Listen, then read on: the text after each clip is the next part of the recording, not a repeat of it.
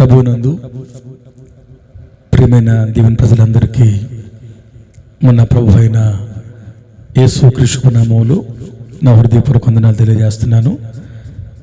పిల్లల సమయంలో కొన్ని ప్రాముఖ్యమైన మాటలు మీతో పంచుకోవాలని ఆశపడుతున్నాను.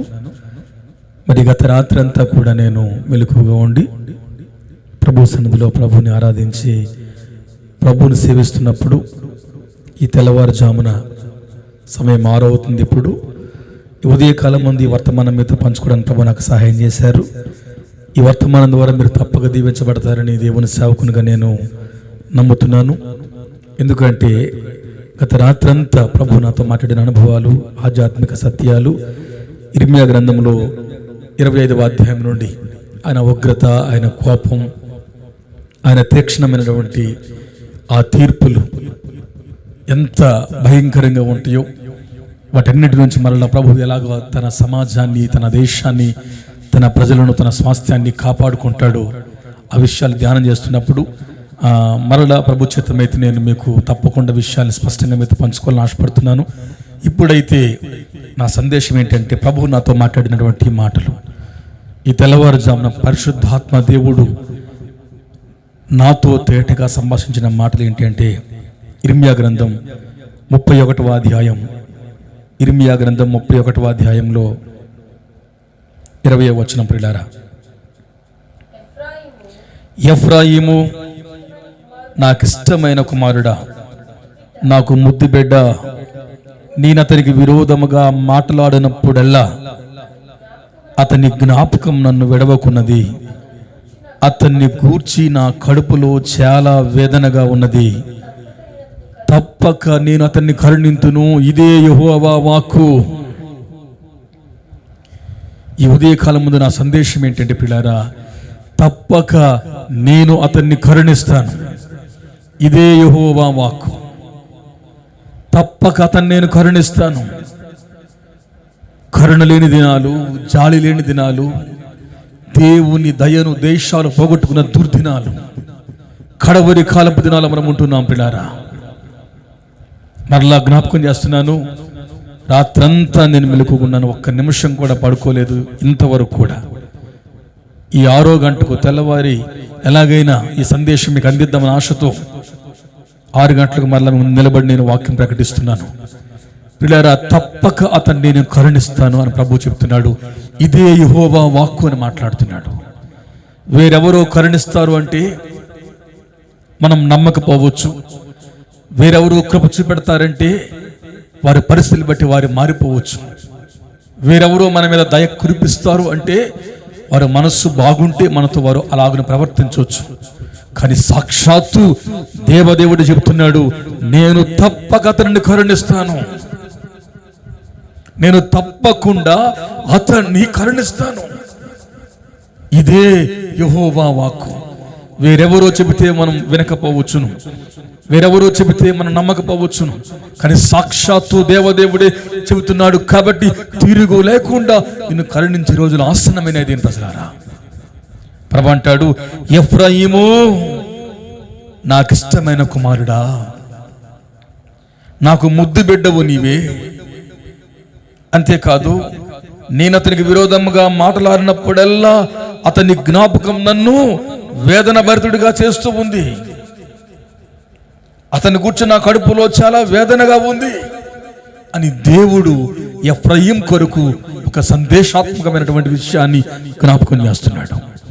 ఈ రోజున ఎఫ్రాయిం వలె మీరు ఒకవేళ ఉంటే, ఎఫ్రాయిం వలె ఒకవేళ మీ జీవితాలు ఉంటే, ఈ వర్తమానం వింటూ ఉండగా ఎవరైనా ఎఫ్రాయిం వలె ఒకవేళ సాగుతూ ఉంటే, నడుస్తూ ఉంటే, ఒకవేళ అసహనంలో, ఒకవేళ మన జీవిత కష్టయాత్రలో సాగిపోయి కొట్టుకుని పోతూ ఉంటే, ఎఫ్రాయిము కొరకు వేదన పడిన దేవుడు, ఎఫ్రాయిమును తప్పక కరుణిస్తానని వాగ్దానం ఇచ్చిన దేవుడు, ఎఫ్రాయిము కొరకు కడుపులో వేదన కలిగి ముద్దు బిడ్డ నా కుమారుడాని పిలిచినటువంటి దేవుడు ఈ రోజున నీకు దేవుడిగా ఉంటున్నాడు. తిరుగు లేకుండా ఎఫ్రాయిమును కరుణించిన దేవుడే నీ కుటుంబాన్ని, నీ సంఘాన్ని నిన్ను కరుణించబోయే రోజు అది దగ్గరలో ఉంది. దేని ప్రజలారా, ఎఫ్రాయిము కోసం మీకు సంక్లిప్తంగా కొద్దిగా క్లుప్తమైన విషయాలు చెప్పాలనుకుంటున్నాను.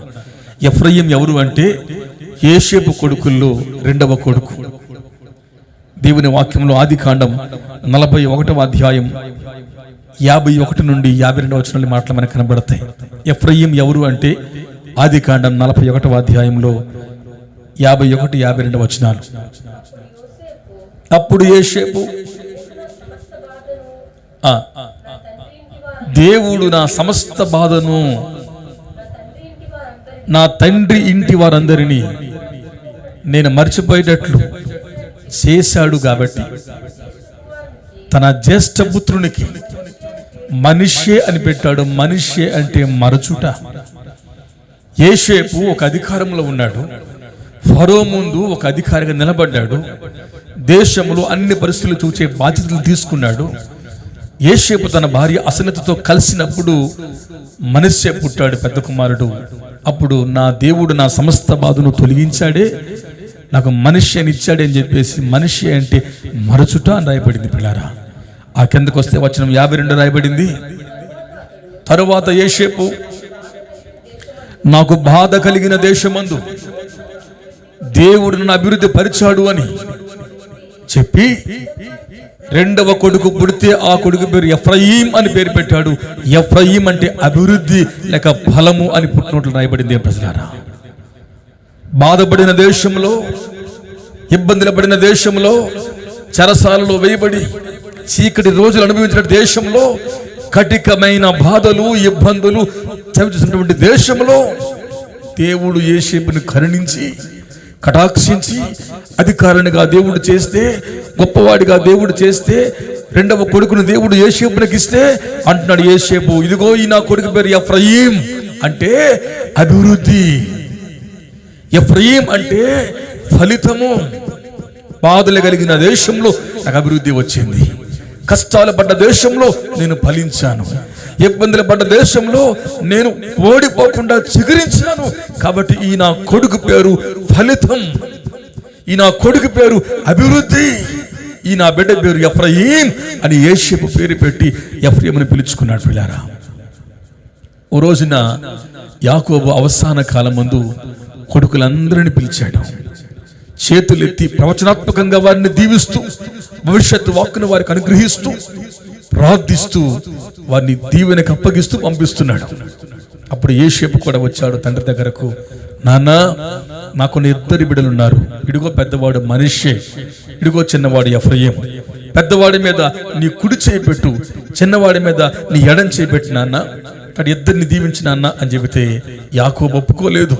ఆది కాండంలో ఒప్పుకోకుండా యాకోబు పెద్దవాడి మీద మనిషి మీద ఎడమ చేయి పెట్టాడు, చిన్నవాడు ఎఫ్రాయిం మీద కుడి చేయి పెట్టాడు. అప్పుడు అంటున్నాడు యోసేపు, నాన్న, పెద్దోడి మీదే కుడి చేయి పెట్టి వాడు మనిషే, చిన్నోడి మీద ఎడం చేయి పెట్టి వీడు ఎఫ్రాయిం అంటే లేదు లేదు, ఈ చిన్నవాడే గొప్ప జన సమూహం అవుతాడు, ఈ చిన్నవాడే పెద్దవాడి కన్నా హద్దులు దాటి దీవించబడతాడు, ఈ చిన్నవాడు దేవుని చేతిలో సాధనం అవుతాడని ఎఫ్రాయిము కొరకు ప్రవచనాత్మకంగా చిన్న వయస్సులోనే యాకోబు ప్రవచించాడు, దీవించాడు. ఎవరు ఎఫ్రాయిం? బాధలు కలిగిన దేశంలో అభివృద్ధి ఈ ఎఫ్రాయిం. ఎవరు ఎఫ్రాయిం? కష్టాల కొలిములో పొటమ వేయబడి నలిగిపోయి చెరసాలలో మ్రగ్గిపోయిన దేశంలో దేవుని ఆశీర్వాదములు ఫలించిన అభివృద్ధి ఈ ఎఫ్రాయిం. ఎవరు ఎఫ్రాయిం? వద్దు అన్నా, కాదు అన్నా, ఎడం చేయి పెట్టమన్నా తండ్రి ఒప్పుకోకపోయినా ఆ యొక్క మూలపితుడైన యాకోబు, ఆ వృద్ధుడు అవసాన కాలం ముందు ప్రవచనాత్మకంగా తన భవిష్యత్తును ప్రకటిస్తూ దీవించినటువంటి ఆ యొక్క వ్యక్తిత్వాన్ని పొందుకున్నవాడు ఎఫ్రాయిం. మరలా జ్ఞాపకం చేస్తున్నాను, ఎఫ్రాయిం అంటే అభివృద్ధి, ఎఫ్రాయిం అంటే ఫలం, ఎఫ్రాయిం అంటే ఆశీర్వాదం, ఎఫ్రాయిం అంటే గొప్ప జన సమూహం. ఇంత ఖ్యాతినార్జించి, ఇంత మంచి పేరును దీవెనను దేవుని దగ్గర నుంచి పొందుకొని, ఇంత ఆశీర్వాదములో పాలుపగిస్తున్నటువంటి ఎఫ్రాయిం ఈ రోజున కరుణ లేకుండా పోయాడు, దేవుని దయకు దూరంగా పోయాడు, దేవుని దయను పోగొట్టుకుంటున్నాడు, దేవుని దయలో తొలగిపోయినాడు. అందుకనే ప్రభు మరలా అంటున్నాడు, అయ్యో నా బుద్ధి బిడ్డ, అయ్యో నా మంచి బిడ్డ, అయ్యో నా జ్యేష్ఠపుత్రుడా, నీ కొరకు నా కడుపులో వేదనగా ఉంది, ఇదిగో నిన్ను విడిచిపెట్టను, ఇక నేను దయ చూపించకుండా మానను, తప్పక నేను నిన్ను కరుణిస్తాను. ఇదే యెహోవా వాక్కుని దయ పోగొట్టుకున్న ఎఫ్రాయిమును మరలా దేవుడు జ్ఞాపకం చేసుకుంటున్నాడు.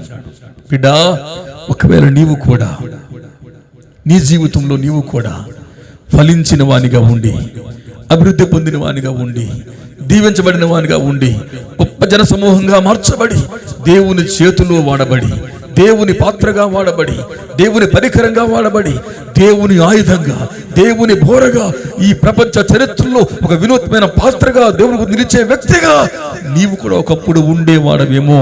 కానీ ఈ రోజున అభివృద్ధి రాగానే, ఫలితము రాగానే, నీ కష్టాలు తీరిపోగానే, నీ బాధలు తొలగిపోగానే, ఒకవేళ నీవు అభివృద్ధి పొందిన తర్వాత దేవుని దయలో నుంచి బయటకు వెళ్ళిపోతున్నావేమో. అభివృద్ధి లేనంత వరకు, బాధలు ఉన్నంత వరకు దేవుడా అని పిలిచావు.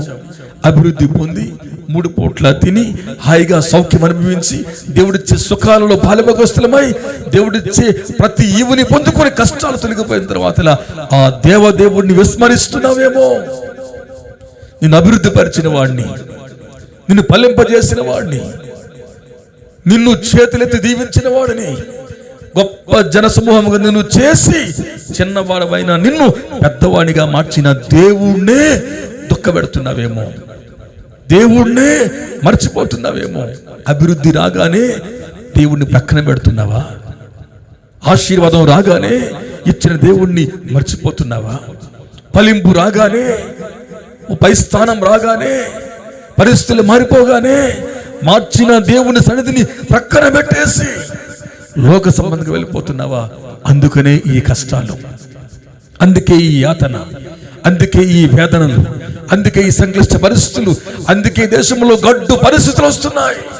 ఇవన్నీ పోవాలి అంటే మరలా నిన్ను ఫలింపజేసిన దేవుని తట్టు తిరిగే సమయం ఆసన్నమైంది. ప్రజలారా, ఎక్కడైతే నీవు దీవెన పొందుకున్నావో, ఏ బాధలు పడ్డ దేశంలో అభివృద్ధి పొంది బయటకు వచ్చినావో, ఎక్కడైతే నీవు వృద్ధుడివై ఫలితం అని నామకార్థాన్ని చేసుకున్నావో, ఆ దేవదేవుని గొప్ప దివ్యనామాన్ని నీ జీవితంలో నీ ఆఖరి శ్వాస వరకు నమ్మకంగా ప్రకటించి ఆ దీవెనను కాపాడుకోవాలి.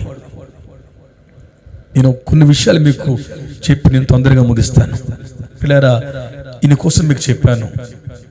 ఎఫ్రాయిం అంటే ఎవరో, ఎఫ్రాయిమును ఎలాగూ దేవుడు అంచెలంచెలుగా బయటికి తీసుకొచ్చినాడో మనం విన్నాం. అయితే ఎందుకు దేవుడు ఎఫ్రాయిమును కరుణిస్తాను అంటున్నాడు? ఈ ఉదయకాలం ముందు ఈ వర్తమానం వింటూ ఉండగా మీలో దేవుని దయ పొందుకోవాలి, దేవుని కరుణ పొందుకోవాలి. ఈ సంక్లిష్ట గడ్డు పరిస్థితుల్లో ఈ వైరస్ ప్రభావితమై మనుషులందరినీ కొట్టుకుపోయి లాకపోతున్నటువంటి ఈ దుర్దినాలలో నీవు, నీ కుటుంబం, నీ సమాజం సస్యశ్యామలమై ఫలభరితమై దేవుని చేతిలో దాచబడి దేవుని కొరకు ఈ దేశాన్ని కదిలించే పాత్రలుగా వాడబడాలి అంటే దేవుని ప్రజలారా, ఎఫ్రాయిం 4 ప్రక్రియలు చేశాడు.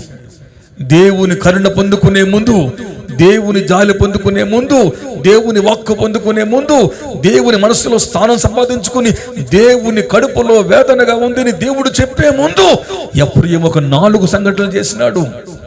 రోజున నీవు కూడా ఇలాగున ప్రభు కొరకు ప్రవర్తించగలిగితే ఎఫ్రాయిమును కరుణించిన దేవుడే నిన్ను కరుణించబోతున్నాడు. తప్పక కరుణించబోతున్నాడు, తప్పక కరుణించబోతున్నాడు.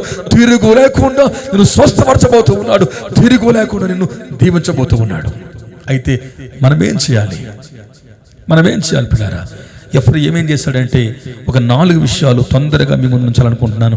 ఎఫ్రాయిం ఏం చేశాడు? ఎఫ్రాయిం అంటే పిల్లారా, అదే ఇర్మియా గ్రంథంలో 31వ అధ్యాయములో వచనం 19 అండి. ఇర్మియా 31:19.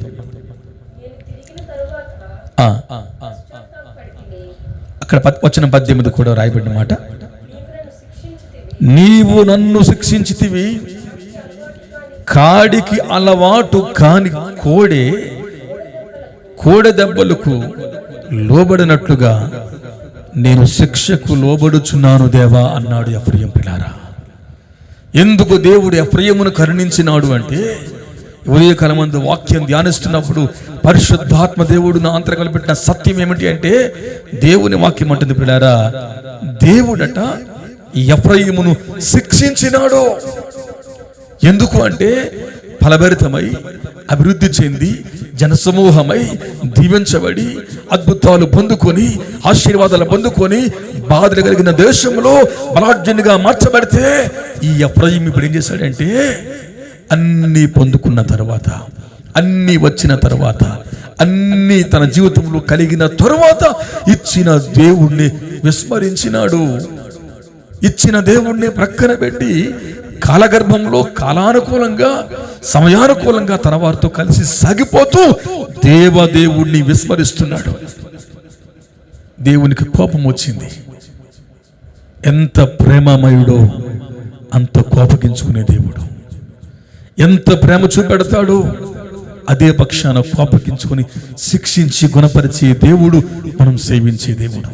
అరే ఎంత చేశాను, చిన్నవాడైనా పెద్దవాడి కంటే దీవెనలు ఇచ్చాను, ఫలితం అంటే అర్థాన్నిగా నిలబెట్టాను, అభివృద్ధి అంటే ఇలా ఉంటుందని చూపించాను, అలాంటి నా ఎఫ్రాయిము ఈరోజు నన్ను మర్చిపోతున్నాడే అని దేవుడు బాధపడి అవకాశాలు ఇస్తూ ఉన్న అవకాశాన్ని దాటిపోతున్న ఎఫ్రాయిమును చూసి తట్టుకోలేక దేవుడు ఎఫ్రాయిమును శిక్షించినాడు.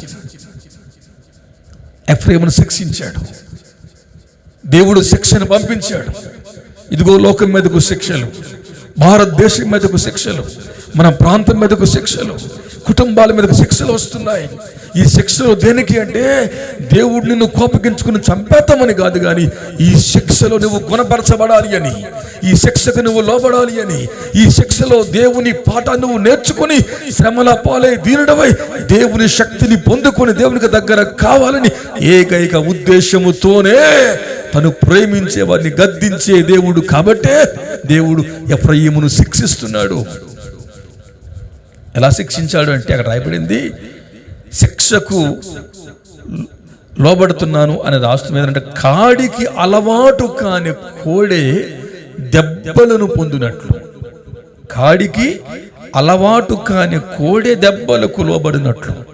కాడే అలవాటు లేదు, కాడే మొయ్యలేదు, కాడినే ఎత్తుకోలేదు, కాడే అలవాటు లేని కోడే దెబ్బలకు లోబడినట్లు నేను దేవా నీ శిక్షకు లోబడుతున్నాను. దేవా, ఎంత మంచి తీర్మానం పిల్లారా. దేవుడు శిక్షిస్తూ ఉంటే, దెబ్బలు కొడుతూ ఉంటే, శిక్ష వేస్తూ ఉంటే, దేవుడు తన కోపాన్ని రగిల్చి ఎఫ్రాయిము మీదకి పంపిస్తూ ఉంటే ఆ శిక్షను పొందుకొని లోబడ్డాడే గాని ఎందుకు శిక్షించావు దేవా అని దేవుడిని ధిక్కరించే స్వరాన్ని వినిపించలేదు ఎఫ్రాయిము. అన్ని ఇచ్చినప్పుడు బాగుంటావు, దేవుడు కార్యాలు చేస్తుంటే ఆనందపడతావు. ఒక శిక్షను పంపిస్తే నిన్ను గుణపరచాలి, నీ గుణాన్ని బాగు చేయాలి, నీ బ్రతుకులో నీకున్న బలహీనతలు తొలగించాలని దేవుడు ఒక శిక్షను పంపించి నిన్ను సరిచేయాలనుకుంటూ ఉంటే సనుక్కుంటావా, బాధపడతావా, ఆయాసపడతావా, విసుకుపోతావా, దేవుణ్ణే తిడతావా, దేవుణ్ణే ధిక్కరిస్తావా, నాకెందుకు ఇలాగ జరిగింది చేసావు దేవా అని దేవుణ్ణి విమర్శిస్తావా? కాడకు అలవాటు లేని కోడె దెబ్బలు పడుతూ ఉంటే ఎఫ్రాయిము ఆ శిక్షకు లోబడుతూ శిక్షను అనుభవిస్తూ శిక్షలో శిక్షను పొందుకొని శిక్షలో దేవుని పాఠాన్ని నేర్చుకుంటున్నాడు. బిడ్డ రా, ఒకవేళ దీవించబడి నీ వెనక్కి వెళ్ళిపోతే, ఆశీర్వదించబడి నీ వెనక్కి వెళ్ళిపోతే, బలపరచబడి ఫలాభివృద్ధి పొంది నీవు వెనక్కి జారిపోతే, ఒకవేళ దేవుడు ఆ జారిపోయే పరిస్థితిని సరిచేయాలని నేను శిక్షిస్తూ ఉంటే, let you obey to punishment of living God. నువ్వు దేవుని శిక్షకు తలంచు. ఎందుకు అంటే మరలా నీవు ఫలితంలోనికి రావాలి, అభివృద్ధిలోనికి రావాలి, గొప్ప జన సమూహం కావాలి, దేవుని చేతిలో వాడబడాలి, ఈ దేశపు దశ నువ్వు మార్చాలి. నువ్వు జారిపోకూడదన్న ఉద్దేశముతోనే తను ప్రేమించేవారిని గద్దించే తండ్రి లాంటి గొప్ప దేవుడు కాబట్టే ఆయన నీ పట్ల జాలి చూపెడుతూ శిక్షిస్తూ ఉంటే ఎఫ్రాయిము వలె శిక్షకు లోబడతావా? ఎందుకు దేవుడు ఎఫ్రాయిమును కరుణిస్తున్నాడు తప్పక అనంటే, ఒకటి, ఎఫ్రాయిము శిక్షకు లోబడుతున్నాడు. దేవుడు విధించే శిక్షకు లోబడి శిక్షను పొందుకుని గుణపరచబడుతున్నాడు. నీవు శిక్షకు లోబడితే విమర్శించకుండా, ధిక్కరించకుండా, నాకెందుకు అని తిరిగి దేవుడిని ప్రశ్నించకుండా నీవు లోబడి తలదించుకుని ప్రభు చిత్తానికి తల వంచితే ఎఫ్రాయిమును కరుణించిన దేవుడే నిన్ను తప్పక కరుణించబోతున్నాడు. ఆమేన్. ఒకటి, శిక్షకు లోబడిన ఎఫ్రాయిము. రెండు, అదే ఇర్మియా గ్రంథం 31వ అధ్యాయంలో వచనం, అదే కంటిన్యూ చేద్దాం. వచనం 18వ వచనం కంటిన్యూ చేద్దాం ఒకసారి. నీవు నా దేవుడవైన యెహోవావు. ఆమేన్. ఎంత మంచి మాట పిల్లారా. శిక్షకు లోబడిన ఎఫ్రాయిము. దేవుడు శిక్షిస్తూ ఉంటే, దేవుడు దెబ్బలు కొడుతూ ఉంటే, దేవుడు కాడె మోపుతూ ఉంటే, దేవుడు కొన్నిసార్లు అతడు నలిపేస్తూ ఉంటే, అతని బుద్ధిని గుణపరచడం వరకు దేవుడే దెబ్బలు కొడుతూ ఉంటే, ఒకటి, శిక్షకు లోబడ్డాడు. రెండు, ఆ శిక్షలో, ఆ యాతనలో, ఆ వేదనలో, ఆ బాధలు అంటున్నాడు, దేవా నా దేవుడిని యెహోవావు నీవే. You are my living God. You are my almighty God. You are my everything, Lord. ఈ యాతనలు ఉన్న, ఈ కాడి ఉన్న, ఈ సమస్య ఉన్న, ఈ రోగం ఉన్న, ఈ అసహనం ఉన్న, ఈ ఆర్థిక లోటులు ఉన్న, ఈ వైరస్ కాలంలో అనారోగ్యం పాలవుతున్న, ఎన్ని పరిస్థితులు ప్రతికూలంగా మారుతూ ఉన్నా, Lord still you are my God Lord అని చెప్పగలిగిన భక్తుడు ఎఫ్రాయిము పిల్లారా. ప్రతికూల పరిస్థితుల్లో దేవుని శిక్షలు వస్తూ ఉంటే, దేవుని తీర్పులు వస్తూ ఉంటే, దేవుని కోపం రగులుతూ ఉంటే, దేవుడు శిక్షిస్తూ ఉంటే తిట్టుకుని ఆయాసపడకుండా అంటున్నాడు శిక్షకు లోబడ్డాడు. రెండు, శిక్షకు లోబడుతూ అంటున్నాడు ఈ శిక్షలో కూడా, ఈ బాధలో కూడా, ఈ అసహనంలో కూడా, ఈ అన్యాయంలో కూడా, ఈ యొక్క నా జీవితంలో ఈ కన్నీళ్ళ మధ్యన నలిగిపోతున్న ఒంటరి పరిస్థితుల్లో కూడా దేవా నీవే నా దేవుడవు. సంఘమా, ఎందుకు ఓడిపోతున్నాం? ఎందుకు వసిలిపోతున్నాం? ఎందుకు కుటుంబాలు, సమాజాలు, గ్రామాలు, ప్రాంతాలు మరణంతో భ్రంగపడుతున్నాయి? ఒకటి, లోబట్లేదు శిక్షకు. రెండు, శిక్షలో కూడా నీవే నా దేవుడవు దేవా, నీవే నా ప్రభుడవు దేవా, నీవే నా సర్వము దేవా, నీవే నా ప్రాణం, నీవే నా ఊపిరి. ఇంకా ఎన్ని దెబ్బలు నువ్వు కొట్టినా నాకు నీవు కావాలి దేవా అని చెప్పగలిగిన వారిని నా దేవుడు విడిచిపెట్టే దేవుడు కానే కాదే. ప్రజలారా, ఆ తీర్మానం నీకుందా? ఆ సమర్పణ నీకుందా? బాధలు వచ్చినప్పుడు తిట్టుకుని, సుఖం వచ్చినప్పుడు దేవా నీకే స్తోత్రం, నీవే దేవుడు అని చెబుతున్నావా? కష్టాలు రాగానే లోకములు కలిసిపోయి పారిపోతున్నావా? ఇబ్బందులు రాగానే వారితో వీరితో చిలిమి చేసి లోకాశుల్లో పడి పూర్తిగా కొట్టుకుపోతున్నావా? శిక్షకు లోబడిన ఎఫ్రాయిము రెండు, శిక్షలో కూడా దేవుణ్ణి గణపరిచాడు, దేవుణ్ణి ఆరాధించాడు, దేవుణ్ణి సేవించాడు, దేవదేవుణ్ణి పిలుస్తున్నాడు, దేవదేవునికి అంకితం అవుతున్నాడు. బిడ్డా, నీ కష్టాలలో, నీ బాధలలో, నీ ఇరుకులలో నీకు విశాలత కలగాలి, నీకు సమాధానం దొరకాలి, నీవు ఆరోగ్యవంతుడు నువ్వు కావాలి, నువ్వు జీవాన్ని పొందుకోవాలి, తిరిగి నువ్వు దేవుని చేతిలో వాడబడాలి అంటే నీవు దేవుణ్ణి ఆరాధించు, ప్రభువుని పిలువు, ప్రభువుని ఆరాధించు, దూషించకు, తిట్టకు. దయచేసి ఏమాత్రం నీ మనస్సులో సందేహించి దేవుని విమర్శించే భావంలోకి వెళ్ళకు. నీవే నా దేవుడు దేవా, ఈ బాధలు ఉన్నా సరే అని చెప్పగలిగితే తప్పక నా దేవుడు నిన్ను కరుణించబోతున్నాడు. ఒకటి, శిక్షకు లోబడిన ఎఫ్రాయిము. రెండు, దేవుణ్ణి శిక్షలు గణపరిచిన ఎఫ్రాయిము. మూడవదిగా నీవే నా దేవుడని యెహోవావు దేవా అని చెబుతూ, అదే ఇర్మియా 31వ అధ్యాయం వచనం 18లో కంటిన్యూగా మనం ముందుకెళ్తే, నీవు నా మనస్సును త్రిపితే నేను తిరుగుతాను దేవా. ఆమేన్. ప్రభువా, నేను లోకంలో తిరిగిపోయినాను, ఫలించిన నేను, అభివృద్ధి పొందిన నేను, జనసమూహముగా మార్చబడిన నేను, నా అన్నయ్య కంటే గొప్పవానిగా దీవించబడిన నేను, ఆ దీవెనతో ఉండి నీతో నిలిచి ఉండలేక నేను నా మనస్సును తిప్పుకొని లోకంలోనికి పోయాను. ప్రభా, లోకము, బంధువులు, కులము, దగ్గర వాళ్ళు, ఈ వ్యామోహాలు, ఈ తుచ్చమైన అభిలాషలు, ఈ కోరికలు నన్ను లాక్కుపోయినాయి ప్రభా. నేను ఆ మనస్సంతా వాటి వైపు త్రిప్పుకొని బయటకు పోయినాను ప్రభా. ప్రార్థన మానేశాను, భక్తిని మానేశాను, ఆరాధన మానేశాను, అభివృద్ధి పరిచిన నిన్ను చూడటం మానేశాను దేవా. అయితే నీవు గాని నా మనసును త్రిప్పావంటే మరలా నా బుద్ధి మార్చుకుంటాను, మారు మనసు పొందుతాను, పశ్చాత్తాపం అవుతాను, ఈ లోకాన్ని విడిచిపెడతాను, ఫలింపజేసే దేవుడా నీ హస్తం కిందకు వస్తాను, నేను నీ తట్టు తిరుగుతాను దేవా అంటున్నాడు.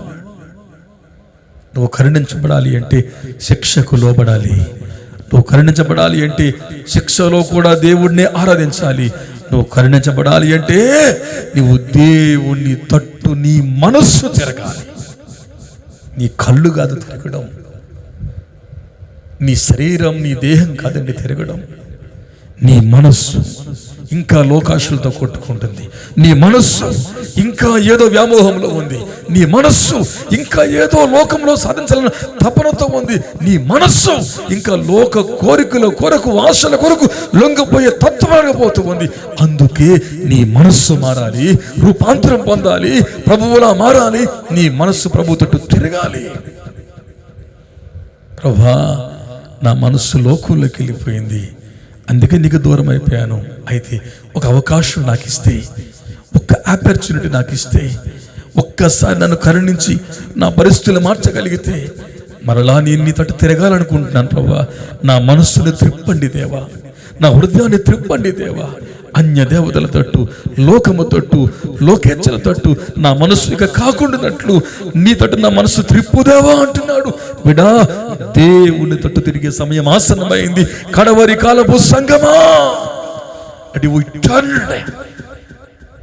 God's presence.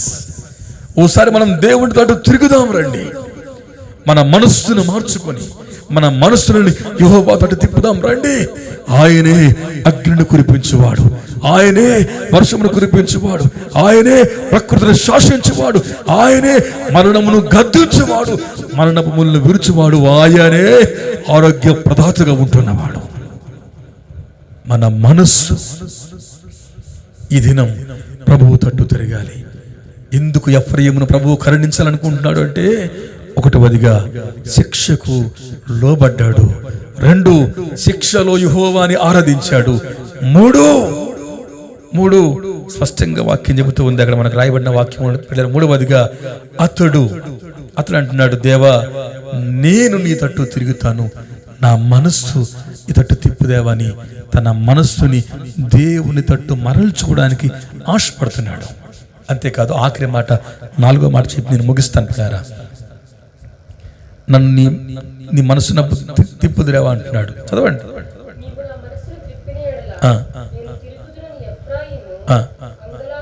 ఎఫ్రాయిము అంగలార్చినాడు, శిక్షకు లోబడ్డాడు, యెహోవాని కనపరిచాడు, మనస్సును త్రిప్పుకోవాలని ఆశపడ్డాడు. 4 ఎఫ్రాయిము అలాగూ చెప్పి ఊరుకోలేదు, దేవుడే చూసుకుంటాడులే అనుకోలేదు, దేవుడా నీవే కార్యం చేసుకొని ఊరకనే ఆగిపోలేదు. అలాగూ అనుకున్నవాడు, అలాగూ లోబడినవాడు, అలాగూ ఆరాధించినవాడు ఇప్పుడు అంగలారుస్తున్నాడు, కన్నీరుగా అరుస్తున్నాడు. నీవు దీవించబడి, కనికరించబడి, కటాక్షించబడి దేవుని దయను పొందుకోవాలి. ఈ లోకంలో శాశ్వత దేవుని శోభాశ్రయానికి ఒక ఆధారం నిలబడాలి అంటే ఆఖరిగా నీవు అంగలార్చే విద్య నేర్చుకోవాలి. ఏదో అవసరాలు ఉన్నప్పుడు, కష్టాలు వచ్చినప్పుడు, బాధలు వచ్చినప్పుడే కాదు, ఉన్నప్పుడు లేనప్పుడు, అనుకూల ప్రతికూల పరిస్థితుల్లో అంగలార్చే విద్య నేర్చుకోవాలి. ఫలించబడినప్పుడు, అభివృద్ధి పొందినప్పుడు కన్నీరు కాచడం మానేసి, కష్టాలు రాగానే, దుఃఖం రాగానే ఏడ్పు దేవునికి ఇష్టం కాదు. నీవు అన్ని పరిస్థితుల్లో ఒకేలాగా ఉండాలి. ఈ అంగలార్పుని నీ ఆఖరి శ్వాస వరకు కొనసాగించాలి. ఈ దేశ రక్షణ కొరకే నీ కన్నీళ్లు పెట్టుబడిగా, విత్తనాలుగా విత్తబడాలి. అదే ప్రభువు కోరుతున్నాడు. ఈ అంగలార్చి ఎంతకాలం అయింది? నువ్వు కన్నీరు కార్చి ఎంతకాలం అయింది? నీ కళ్ళ వెంబడి కన్నీళ్ళు రావటం లేదా? నీ సమస్యలు తీరిపోయినాయి, నీ బాధలు తొలగిపోయినాయి, ఒంటి నిండా ఆరోగ్యం వచ్చింది, ఇంట్లో నెమ్మదిగా ఉంటున్నావు, సౌఖ్యం కలిగింది. ఇప్పుడు కన్నీళ్ళు ప్రార్థన మానేసావా? రండి, అంగలారుద్దాం. అంగలార్చే విద్యను అభ్యాసం చేద్దాం. ఆ విద్యను మన ప్రజలకు నేర్పిద్దాం. రేయనక పగలనక రాత్రనక జామనక దేవుని కొరకే కార్యాలు చేయడం కొరకే ఈ పట్టణాలను ప్రభు కోసం పట్టుకుందాం. కావలి వారితో మార్చబడదాం. పిల్లారా, నేను తప్పక అతన్ని కరుణిస్తాను. నా కడుపులో వేదనగా ఉంది, అతడు నా ముద్దు బిడ్డ, నా జ్యేష్ఠ కుమారుడిని దేవుడే దిగవచ్చి ఎఫ్రాయిము కొరకు చలించిపోతున్నాడు. బిడ్డ, ఈ 4 ప్రక్రియలు నీవు చేయగలిగితే ఎఫ్రాయిమును కరుణిస్తానని చెప్పిన దేవుడు నిన్ను కూడా కరుణించబోతూ ఉన్నాడు. నీ కన్నీళ్ళు తొడబోతూ ఉన్నాడు. నీ అంగలార్పుని నాట్యంగా మార్చబోతున్నాడు. నీ దుఃఖానికి ప్రతిగా దేవుడు గొప్ప ఆశీర్వాదాన్ని పంపించబోతున్నాడు. నీ గోనె పట్ట తొలగించి సంతోష బట్టను నీకు ఇచ్చి అద్భుతాన్ని దేవుడు చేయబోతున్నాడు. ఆఖరికి ఒక మాట జ్ఞాపకం చేయాలని ఆశపడుతూ దాంతో ముగిస్తాను నేను. హోషియా గ్రంథంలో 11వ అధ్యాయంలో 8వ వచనం. పిల్లరా, ఎఫ్రాయిం, నేను నిన్ను ఎలా విడిచిపెడతానయ్యా? ఇశ్రాయేలు, నేను ఎందుకు విడిచిపెట్టేస్తాను, వదిలేస్తాను? అద్మారు వలె నేను చేస్తానా నీకు? సెబోయిముని చేసినట్లు నీకు ఎలా చేస్తానయ్యా? నా మనస్సు మారింది, సహింపలేకుండా నా అంతరంగం మండుతుంది. నా ఉగ్రత అగ్నిని బట్టి నా కలిగిన యోచనని నేను నెరవేర్చను. నేను మరలా ఎఫ్రాయిమును లయపరచను. నా మనస్సు మారింది, నా మనస్సు మారింది, నా కోపాగ్ని తగ్గింది. ఇక నేను ఎఫ్రాయిమును కరుణిస్తాను, విడిచిపెట్టను. శత్రువులు చేసినట్లు నేను అతనికి చేయను. ఎంత గొప్ప దేవుడు! వద్దన్నా కాదన్నా, త్రోసేసినా, బాధ పెట్టినా, గాయాలు చేసినా, విస్మరించినా, వెంబడించి గుణపరిచి బాగు చేసి కరుణించాలనుకుంటున్నాడే గాని మరణానికి అప్పగించి చంపేద్దామన్న యోచన లేని దేవుడు. నా మనస్సు మారింది అని ప్రభువే చెబుతున్నాడు. ప్రభువా, మా దేశం పట్ల నీ మనస్సుని మార్చుకోదేవా, ఈ ఉగ్రత లేకుండా కాపాడు దేవా. తప్పక కరుణిస్తానని చెప్పావు కాబట్టి భారతదేశాన్ని తప్పక కరుణించు దేవా. నీ వాక్కు మాకు కావాలి దేవా. నీ శిక్షకు లోబడతాం, కష్టాలు నిన్ను ఆరాధిస్తాం, నీ తట్టు మా మనసులు త్రిప్పుకుంటాం. అంగలార్చే విద్యను నేర్చుకుని అంగలారుస్తాం. అభివృద్ధి పొంది దీవించబడి మేము వెనక్కిపోతున్నాం, మరలా నీ ముందుకు వస్తాం దేవని చెప్పగలిగితే అందరు కళ్ళు మూసుకోండి, ప్రార్థన చేసుకుందాం. పిల్లారా, ప్రార్థన. ప్రియమైన దేవుని ప్రజలారా, ప్రభు మీతో తేటగా మాట్లాడుతున్నాడు. ఈ రాత్రి అంతా నేను ఒక్క సెకండ్ కూడా పడుకోలేదు. ఒక్క సెకండ్ కూడా నిద్రపోకుండా ఇంతవరకు ఉండి ఈ తెల్లవారి 6 గంటల సమయంలో మీకు వర్తమానం అందిద్దామని ఆశతో నిలబడ్డాను. ఇంకా చాలా విషయాలు పరిశుద్ధాత్మ నాతో మాట్లాడాడు, అవన్నీ మీతో పంచుకుంటాను. ఎఫ్రాయిం అంటే ఫలించేవాడు, బాధలో ఉన్న దేశములో ఫలించినవాడు. ఎఫ్రాయిం అంటే కష్టాలు పడ్డ దేశములో అభివృద్ధి పొందినవాడు. ఎఫ్రాయిం అంటే పెద్దవాడి కన్నా చిన్నవాడు అధికుడిగా మార్చబడినవాడు. ఎఫ్రాయిం అంటే గొప్ప జన సమూహమై దేవుని చేతులు దీవించబడే పాత్రగా మరల్చబడినవాడు. ఇన్ని యోగ్యతలు ఓ చిన్నవాడికి దేవుడిస్తే, ఇన్ని యోగ్యతలు ఓ అధముడుకు, ఓ అల్పుడుకు దేవుడు అనుగ్రహిస్తే, ఇంత అభివృద్ధి దేవుడు ఒక మామూలు సామాన్య వ్యక్తికి దేవుడు కృప చూపెడితే, ఎంత పొందుకున్న ఎఫ్రాయిం లోకము తట్టు తిరుగుతున్నాడు, లోకము తట్టు మరల్చబడుతున్నాడు, లోకము తట్టు జారుతున్నాడు. అయితే దేవుడు తన శిక్షను పంపించాడు. ఆ శిక్షలో ఎఫ్రాయిం దేవుని శిక్షను నేర్చుకుని శిక్షకు లోబడ్డాడు. నీవు తప్పక ఖండించబడాలి అంటే బిడ్డ, నా దేవుడు నీ పట్ల వేదనగా ఉన్నాడు. తన కడుపులో వేదనగా నీ పట్ల దేవుడు కలిగి ఉన్నాడు. దేవుడు ఎంతో వేదన పడుతున్నాడు నిన్ను కరుణించాలి అని. నీవు నమ్ము, నా దేవుడు ఇంకా నిన్ను ప్రేమిస్తున్నాడు. నీకు మేలు చేద్దామని, నిన్నే వాడుకుందామని, నిన్నే లేవనెత్తుదామని, నీ మరణ పడక మీద నీ జీవితాన్ని పైకి లేపి నీ మరణ శాసనాన్ని రద్దు చేద్దామని నా దేవుడు సంకల్పించుకుంటున్నాడు. నిన్నే కావాలని కోరుకుంటున్నాడు.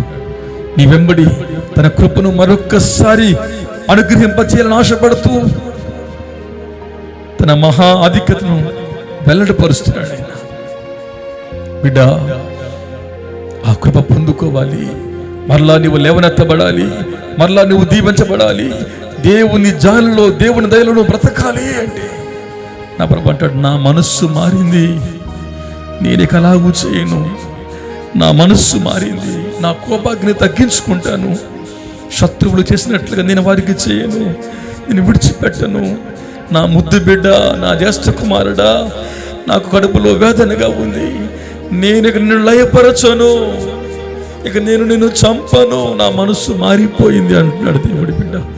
దేవుడు మనస్సు మారాలి అంటే దేవుడు విధించే శిక్షలో నువ్వు లోబడేవానిగా, శిక్షలో కూడా యెహోవాని ఆరాధించువానిగా, నీ మనస్సుని లోకముతో కాకుండా దేవునితో త్రిప్పుకునేవానిగా,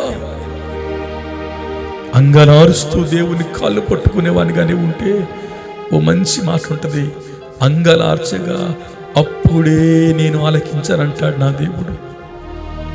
ఇర్మియా 31 అధ్యాయంలో వచనం 18 అంటాడు, అతడు అంగలార్చగా అప్పుడే నేను విన్నాను, అప్పుడే నేను ఆలకించినాను. బిడ్డ, నీవు అంగలార్పు.